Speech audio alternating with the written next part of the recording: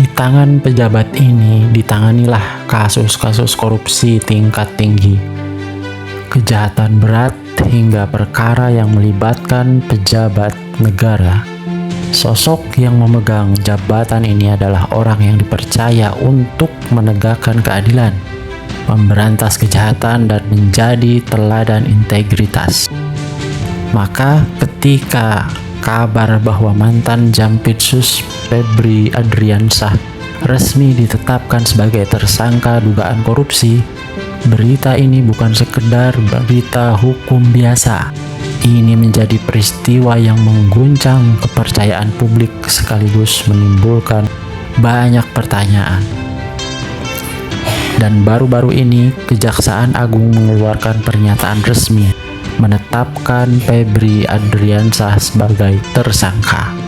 Ia diduga terlibat dalam perbuatan korupsi yang terjadi saat ia masih menjabat sebagai orang nomor 1 di Jampitsus, lembaga yang justru bertugas memburu para pelaku korupsi. Pihak Kejagung menyatakan penetapan ini dilakukan setelah penyelidikan mendalam, pengumpulan bukti yang cukup, dan sesuai prosedur hukum yang berlaku.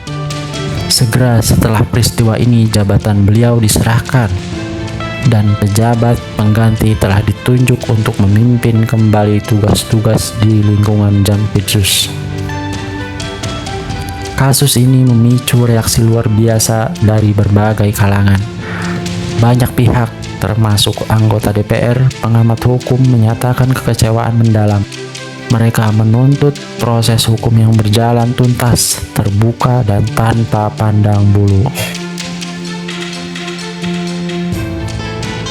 Namun di sisi lain, muncul pula pertanyaan mengenai dinamika di balik peristiwa ini. Ada yang menyoroti, apakah kasus ini murni masalah hukum semata, atau terselip persaingan kepentingan atau pergantian kekuasaan di lingkungan institusi penegak hukum.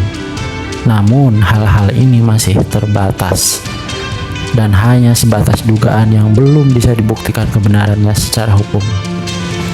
Kini mata masyarakat tertuju pada kelanjutan proses ini. Kasus ini menjadi ujian besar bagi sistem hukum kita. Apakah ia mampu berjalan lurus, jujur, dan adil, bahkan ketika menyangkut orang-orang yang dulunya memegang kendali di dalam?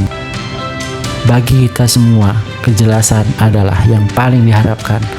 Biarkan fakta dan hukum yang berbicara, bukan asumsi atau tuduhan sepihak.